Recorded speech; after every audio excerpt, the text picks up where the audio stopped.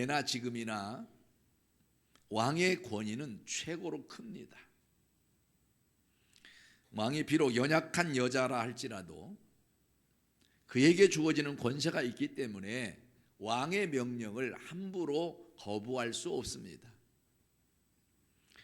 사극을 보면 왕이 한번 행차를 하면 전 국민이 땅에 엎드려 고개조차 들지 못하고 그를 경외하는 것은 왕에게 주어진 권위 때문입니다.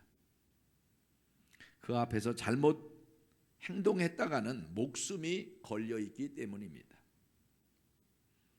오늘 본문에 나오는 하나님의 언약궤, 하나님의 궤는 구약시대의 대표적 하나님의 임재의 상징이었습니다. 하나님의 이 언약궤 안에는 모세가 시내산에서 받았던 십계명 두 돌판이 들어있고, 하나님께서 이스라엘 백성들에게 광야길에서 농사를 지지 않고도 살 수 있도록 이슬같이 내렸던 만나가 담겨져 있는 만나 항아리가 있고, 아론의 지팡이에서 싹이 나게 하신 기적을 행하신 아론의 쌍난 지팡이가 담겨져 있습니다. 말씀이 있고 하나님의 능력이 있습니다. 그런 까닭에 그 앞에서 어떻게 행동하느냐에 따라 그 결과는 극과 극으로 달라지게 되어 있습니다. 행함이 그만큼 중요합니다. 어떤 사람은 수십억의 로또에 당첨되어 인생이 오히려 피폐된 폐인이 된 비극적인 사람이 있는가 하면, 어떤 사람은 수십억의 돈을 잘 관리하고 선을 행함으로 큰 축복의 주인공이 된 사람도 있습니다. 같은 상황임에도 생각과 행함이 전혀 다른 결과물을 만들어내는 것입니다. 저는 오늘 똑같은 언약궤를 모시면서 대조적인 결과를 초래한 웃사의 비극과 오베데돔의 축복을 비교하면서 우리가 하나님 앞에 또 하나님에 대해 항상 마음에 새기고 지켜야 될 자세가 무엇인가를 살펴보며 은혜 받기를 원합니다. 첫째로, 웃사의 비극은 인본주의 생각 때문입니다. 인본주의, 따라합시다. 인본주의. 여러분, 아무리 좋은 모습을 보이고 또 의식이 있어도 신본주의적인 순종이 없으면 하나님의 임재는 진노로 변할 수 있다는 것을 기억하셔야 합니다. 사무엘 시대에 보면 지금까지 이스라엘과 블레셋과의 전쟁에서 늘 이겨오던 이스라엘이 패전을 하게 됩니다. 전쟁에 지죠. 이스라엘은 에베네셀에 진을 치고 블레셋은 아벡에 진을 치고 전쟁을 했으나 이스라엘 군대 4,000명이 전사하는 참사를 겪었습니다. 이스라엘 백성들은 패전의 원인이 하나님의 도우심을 받지 못해서인 줄 알고 하나님께서 계신 하나님의 언약궤를 전쟁터에 가지고 나갔습니다. 전쟁에 진 원인이 하나님이 함께 하시고 도와주지 않아서 그렇다면 왜 함께 하지 아니하시고 왜 도와주지 아니하셨을까를 점검해보고 잘못한 거 있으면 회개하고 바로 살기로 결단하고 돌이키고 바로 서면 하나님께서 다음 전쟁에서 승리케 해주실 텐데, 자기의 삶을 돌이켜보고 잘못 사는 거 회개하고 돌이키기는커녕 근본적인 하나님이 함께 하시지 않고 도와주시지 않았던 원인은 그대로 놔둔 채 하나님의 임재의 상징물인 하나님의 언약궤를 앞세우고 가면 승리할 수 있는 것처럼 하나님의 궤를, 그 언약궤를 가지고 전쟁터로 나갔습니다. 제사장에서부터 일반 백성에 이르기까지 하나님을 이용만 하려 하고 하나님을 떠나 범죄만 지었지 회개하지 않았습니다. 결국 하나님의 법궤만 앞세웠습니다. 그 전쟁에서 승리는커녕 3만 명이 전사하고 법궤는 블레셋 사람의 손에 탈취당하고 엘리 대제사장의 아들 홈니와 비누아스는 전쟁에서 전사하고 이 비보를 들은 엘리 제사장은 자기 의자에서 자빠져 문 곁에서 목이 부러져 비참하게 죽었습니다. 너무 충격적인 소식에 놀라서 자빠진 것이요. 그래서 법궤가 7달 동안 블레셋 땅에 머물게 됩니다. 블레셋 사람들은 다곤을 영화롭게 하기 위해 법궤를 아스돗 다곤 신당 발밑에 두었습니다. 그들의 신 밑에 우리 하나님의 법궤를 놓은 것입니다. 그래서 하나님이 자기의 신보다 못하다라고 하는 그런 모습을 보였던 것입니다. 그런데 하나님의 궤를 그곳에 두자 다곤의 신당에 재앙이 내려 얼굴이 땅에 닿았고 머리와 두 손목이 끊어져 문지방에 있고 몸뚱이만 그 자리에 있었습니다. 블레셋 사람들은 하나님께서 내리신 재앙 때문에 그 법궤를 벳세메스로 보내었고 벳세메스 사람들이 그것을 기랏 여아림으로 보내었는데 그 후 약 20년간 이스라엘이 블레셋의 위협을 받던 기간 동안 언약궤는 그곳에 머물러 있었습니다. 그러다가 다윗이 왕권을 잡고 나라가 안정되자 그는 언약궤를 예루살렘으로 모셔오기로 작정을 했습니다. 그리고 자기 휘하의 모든 공직자와 더불어 의논한 후 이스라엘 온 회중에게 이것은 너희가 선히 여기고 또 우리의 하나님 여호와께로 말미암는 거사라고 선포하면서 이 일을 추진했어요. 하나님의 법궤를 예루살렘으로 옮겨오는 일을 추진했다 이 말이에요. 그러자 온 백성이 만장일치로 기뻐하고 찬성하며 환호하고 그렇게 그 일에 동참하기로 했습니다. 이처럼 언약궤를 옮겨오는 일의 출발은 그 이유가 정당했고 목적도 분명했으며 모두가 일지단결하여 순조롭게 진행되었습니다. 당시의 분위기가 5절부터 8절까지에 잘 나타나 있는데 5절로 8절 말씀을 함께 읽어보겠습니다. 5절부터 읽겠습니다. 시작.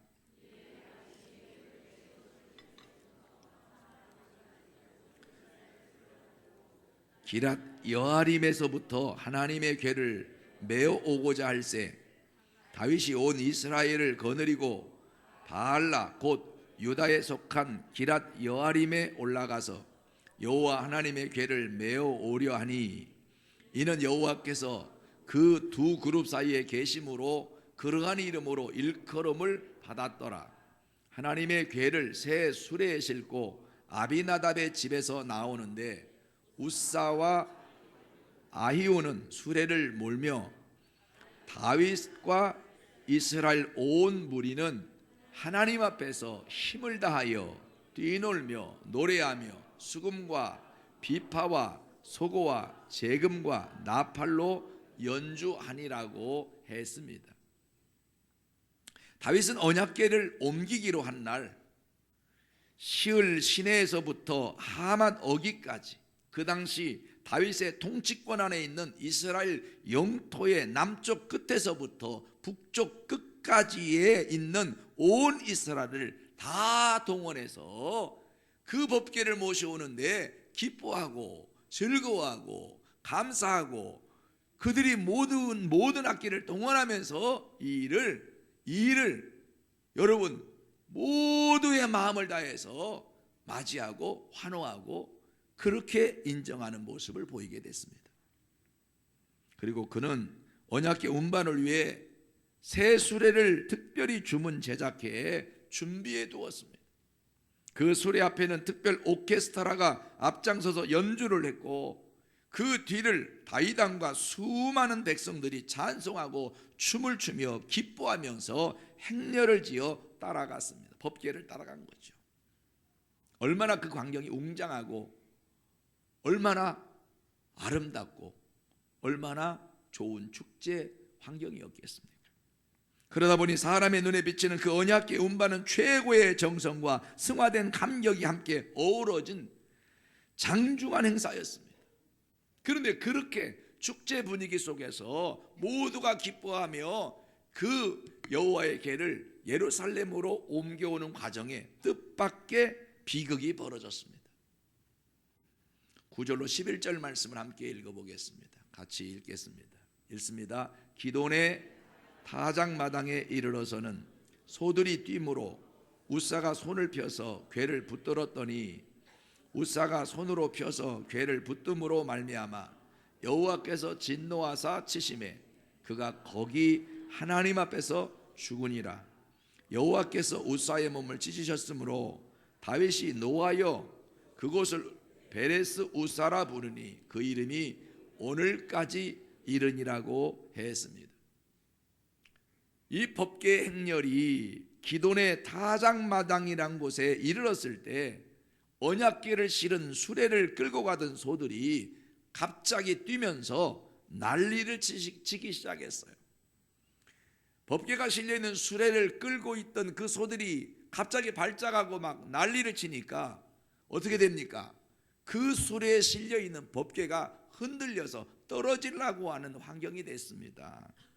그러자 그 수레를 몰고 있던 두 사람 중에 하나였던 웃사라는 사람이 언약궤가 떨어질까 봐 걱정이 돼서 손을 펴서 그 궤를 붙들었습니다. 붙잡은 거죠. 그때 언약궤를 손으로 붙잡자마자 하나님의 진노가 임해서 그 자리에서 웃사가 죽었습니다. 이 광경을 당시 그 자리에 있던 모든 사람들에게 너무나도, 이 광경은 그 당시 그 자리에 있었던 모든 사람들에게 너무나 충격적인 사건이었습니다. 웃사가 언약궤를 붙잡은 것은 그 언약궤가 떨어질까 봐 보호하려는 선한 의도임이 분명한데 하나님께서는 오히려 그 웃사를 즉결 처단해 버리신 것입니다. 그래서 다윗이 그 장소를 베레스 웃사라 하고 하나님이 웃사를 치셨다라고 이름을 지었습니다. 그렇다면 인간이 볼 때는 선한 일을 한 것 같은데 하나님은 왜 진노하셨고 왜 이렇게 무시무시한 결과를 하나님께서 행하셨을까요? 그 이유는 말씀에 순종함이 없이 의식을 아무리 잘해도 소용이 없다는 것입니다. 따라합시다. 말씀에 순종함이 없이 의식을 아무리 잘해도 소용이 없다. 오늘 마음속에 새겨야 될 말씀입니다. 말씀에 순종함이 없이 행하는 모든 의식은 하나님 앞에 의미가 없다는 겁니다. 하나님 말씀에 순종함이 없는 우리의 모든 행위들은 하나님 앞에 의미가 없다는 거예요. 민수기 4장 15절 말씀에 보면 하나님께서는 언약궤를 운반할 때 운반하는 방법에 대해서 말씀하셨습니다. 어떻게 언약궤를 운반해야 될 것인가를 말씀하셨어요. 자, 우리 같이 15절 같이 읽어보겠습니다. 읽겠습니다.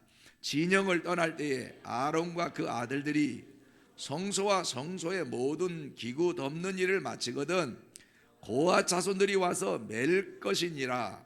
그러나 성물은 만지지 말라. 그들이 죽으리라. 회막 물건 중에서 이것들은 고아 자손이 맬 것이며 라고 말씀하셨어요.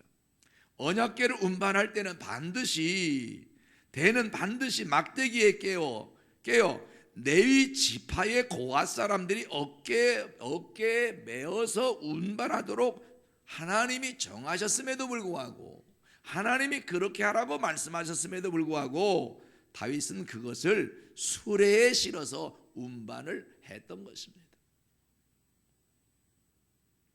그러니 아무리 좋은 새 수레라 할지라도 특수 주문 제작한 아름답고 우아한 수레라 할지라도 신본주의가 아닌 인본주의 방법이었기에 애초부터 하나님의 눈에는 벗어나 있었던 것이 옳습니다. 하나님의 말씀에 어긋난 아름다운 모습들은 그게 하나님 앞에 아름다운 게 아니에요. 하나님의 말씀에 어긋난 그런 모습으로 행하는 것들은 하나님이 소중히 볼 수가 없다는 것을 기억하시기 바랍니다. 알면서 지키지 않은 것은 더욱 큰 화를 불러일으킵니다. 인간은 편리주의를 선택하지만 하나님은 당신의 말씀에 순종하기를 원하시는 것입니다. 말씀에 순종하지 않는 선택의 모든 행위들에 대해서는 하나님께서 하나님께서 기뻐하지 않는 것임을 우리 마음에 새기기를 주의 이름으로 축원합니다. 그렇다면 하나님께서는 당연히 다윗을 벌하셔야 하는데 왜 우사를 죽게 하셨을까요? 왜 우사가 죽임을 당하게 하셨을까요? 그 이유는 우사는 지난 20년 동안 하나님의 언약궤를 자기 집에 보관하고 있었던 아비나답이라는 제사장의 아들이었기에 레위인의 한 사람으로서 언약궤를 어떻게 운반해야 하는지를 누구보다도 잘 알고 있었을 것이다 이 말이에요. 그런데 하나님께서 정하신 말씀대로 행하지 않고 그냥 편리대로 행하는 일을 그냥 방치하고 두었다는 것이죠. 다윗으로서는 선한 의도에서 계획을 세웠다 할지라도 그 방법이 하나님의 명령에 어긋나 있다는 사실을 우사가 다윗에게 말해주지 않았기 때문에 한마디로 중대한 직무유기를 한 셈이 되는 것이었습니다. 알고 있는 자가 말해줘야지. 그래서 하나님의 말씀대로 그 귀한 일을 하고자 하는 의도는 좋았는데, 목적은 좋았는데, 그러면 그 과정에 하나님이 기뻐하시도록 하도록 그렇게 알려드려야 되는데 알려주지 아니함으로 말미암아서 이런 일이 발생되었으니 너 책임이 있다는 거죠. 하나님께서 이렇게 하나님 말씀대로 행하지 않는 모습에 하나님은 이미 너희의 그 좋은 목적으로 행하는 일들도 나에게는 어긋난 일이다. 왜? 내가 명령한 말씀대로 행하지 않기 때문이라는 것이었습니다. 그래서 하나님께서 눈여겨보시다가 그가 막대기에 깨어있지 않았던 언약궤를 자기 손으로 직접 붙드는 치명적인 죄를 저지르는 순간 그를 즉시 치셨던 것이었습니다.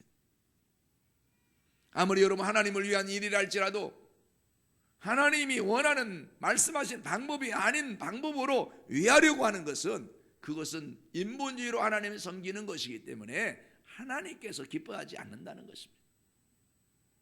또 6절에 보면 하나님의 궤를 말하면서 언약궤에 대한 여러 가지 묘사가 있는데 유독 날개를 편 천사 형상의 두 그룹이 양쪽 끝에서 서로 마주보고 있는 속죄소에 대한 묘사가 나옵니다. 여기서 왜 속죄소에 대한 언급이 나오느냐 하면 두 그룹 사이에 계시는 속죄소야말로 하나님의 궤라고 불리게 된 이유였기 때문이요, 하나님의 임재의 상징이기 때문입니다. 오늘은 아멘을 굉장히 안 하네요. 우사가 죽어서 그래요? 여러분은 살라고 말씀을 전하는 거예요.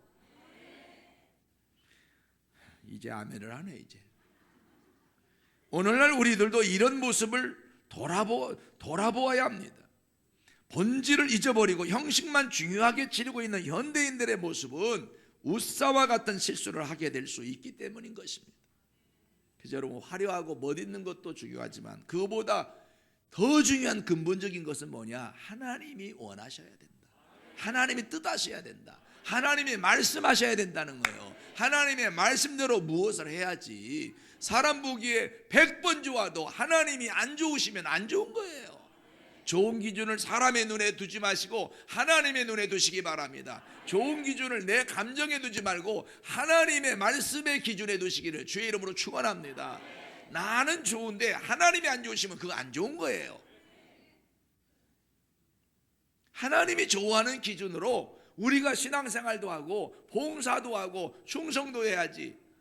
내 기준으로 봉사하고 내 기준으로 충성하는 거 이제는 바꾸자 이 말이에요. 누구 중심으로? 하나님 중심으로. 뭐 중심으로? 말씀 중심으로. 그렇게 바꿔야 하나님 기뻐하신다는 거예요.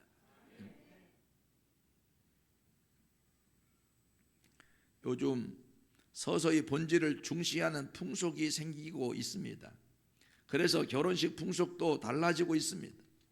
얼마 전 원빈과 이나영이 밀밭에서 진심으로 축복해 줄 가족과 친지만 모시고 결혼식을 해서 화제가 되었습니다.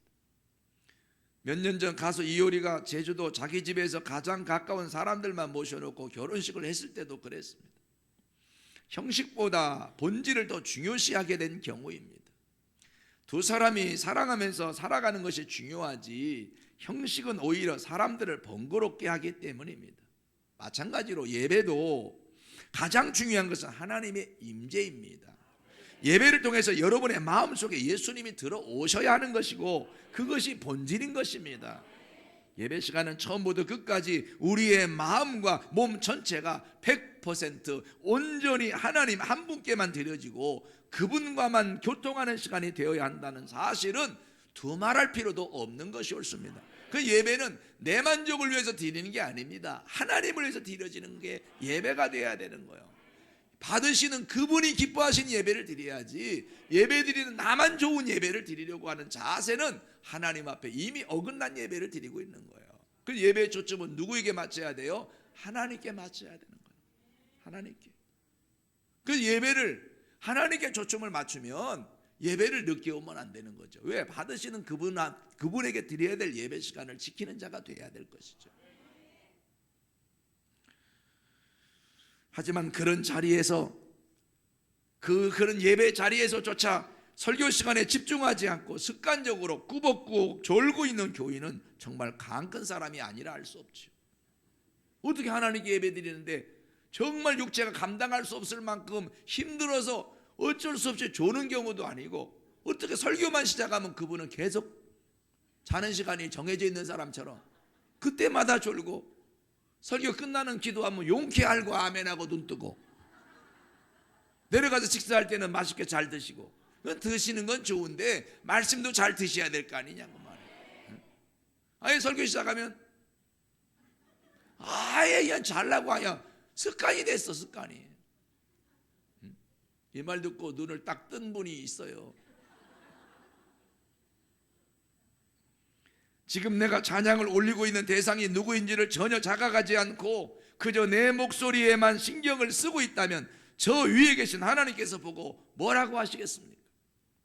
목소리 좋게 찬양하는 것도 중요하지만 더 중요한 건 내 마음을 다하고 뜻을 다하고 내 정성을 다하여 하나님을 사랑하는 마음으로 감사와 감격이 우러나오는 찬양을 드려야 되는 거라. 안내위원이나 헌금위원이 결석을 한다거나 마땅히 감당해야 할 사명이 있음에도 사명을 망각한 채 자신이 편리한 대로 자기의 욕심만 채우고 있다면 이는 감히 하나님을 못 오가고 있는 것이나 마찬가지라는 거예요. 하나님을 하나님의 자리에 모셔두어야 합니다. 인간의 생각으로 함부로 했을 때 비극을 초래하게 된다는 사실을 기억하시기 바랍니다. 대통령 말 한마디에 권위가 있는 것처럼 하나님의 말씀의 권위는 그 이상인 것입니다. 그러므로 우리는 조금만 나태하게 생각하면 하나님의 이름으로 드리는 예배나 의식에 몸만 와 있고 마음은 떠난 자리가 될 수 있음을 각별히 경계해야 하는 것이 옳습니다. 교회 공적 예배나 모임의 시간에도 시종일관 하나님의 임재를 깨닫고 말씀에 철저히 주의하고 순종하는 성도들이 되시기를 주의 이름으로 축원합니다. 교회에서 모여서 예배하거나 교회에서 모여서 여러분 모임을 가질 때 이곳은 하나님이 기뻐하는 모습의 여러분 모임이 되도록 해야 할 것이다.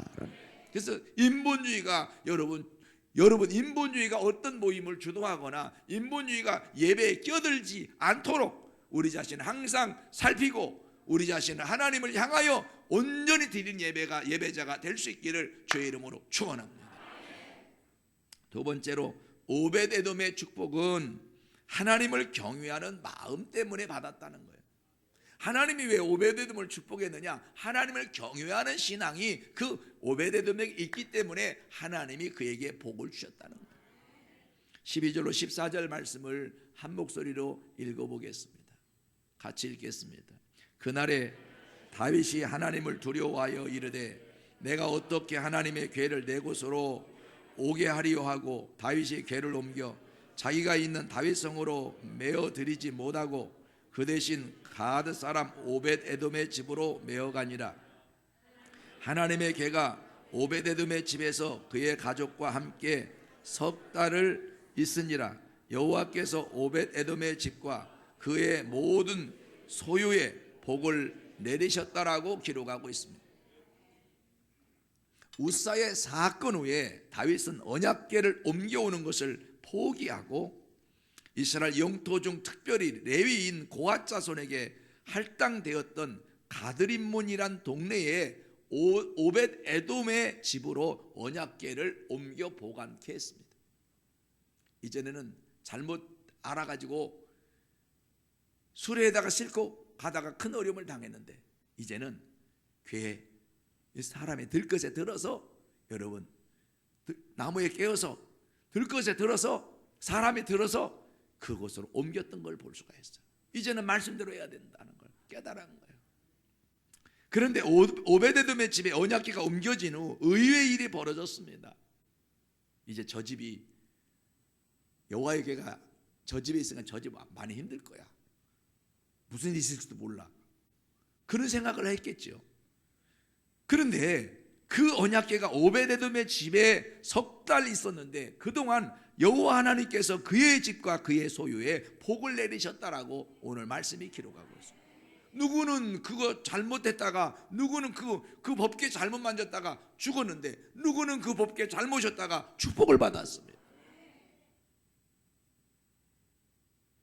얼마 전에는 그 언약궤가 무슨 하나님의 저주나 재앙만을 불러올 것처럼 여겨졌었는데 오베데돔의 집에서는 오히려 그 언약궤가 있으므로 모든 집안 권속들이 형통하게 되고 재물의 축복까지 넘치는 복을 받는 그 복의 근원이 되었다니 이게 웬일이냐 이 말입니다.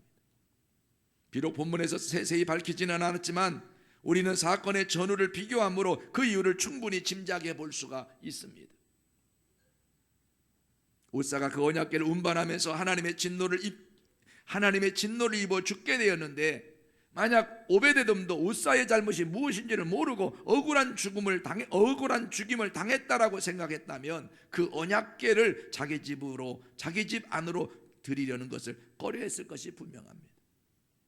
하지만 그는 그 사건의 원인이 우사가 레위인으로서 책임을 다하지 못한 때문임을 알았고 그래서 그는 더욱 조심하는 자세로 그 언약궤를 자기 집에 모셨을 것입니다.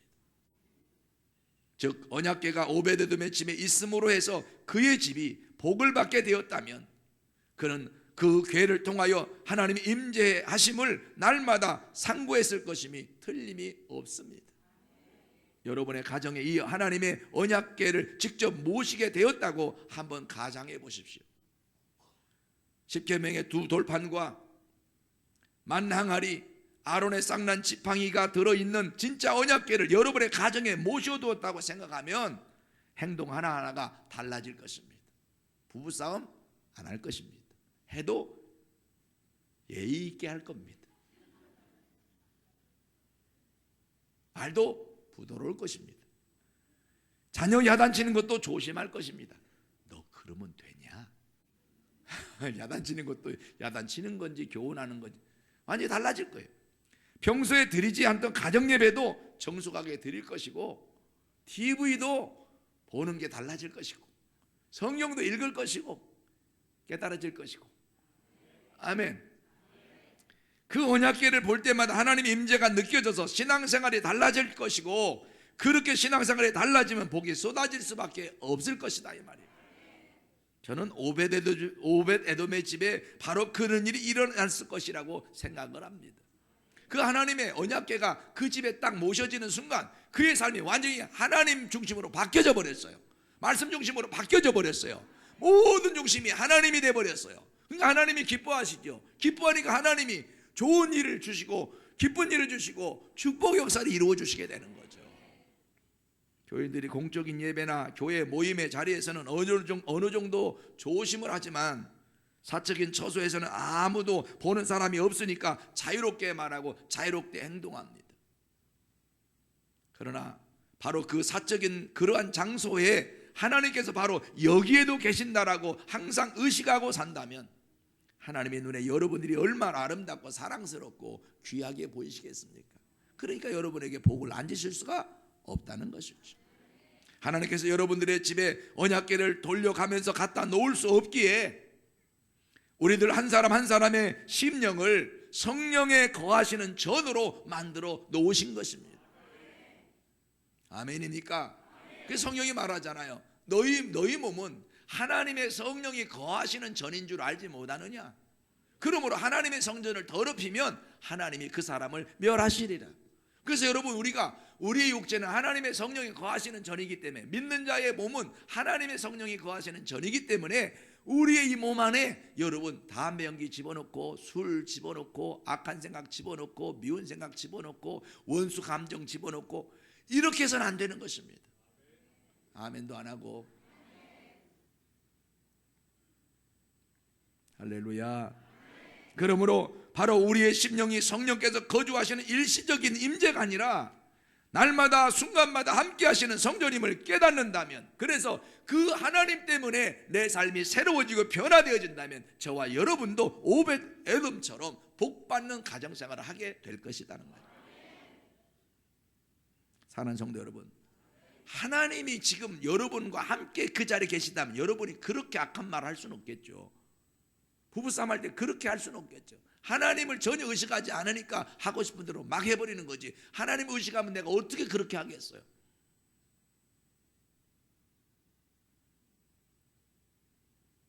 하나님이 지금 둘이 속삭거리는 소리, 그 자리에 하나님이 계시다고 하면, 계시다고 생각하면 어떻게 그런 말을 하겠느냐 이 말이에요. 남에 대해서 그런 말을 할 수가 있겠느냐? 할 수가 없지. 그러니까 하나님 앞에서 우리가 살아간다라고 하는 그런 삶을 살아야 하나님이 복을 준다는 거죠. 오베데돔은 하나님의 언약궤를 모시는 순간부터 그가 복받게 된 것은 삶이 완전히 하나님 중심으로, 말씀 중심으로 하나님이 원하시는 그 뜻에 맞추어서 변화되었기에 하나님이 축복하시게 됐다는 거죠.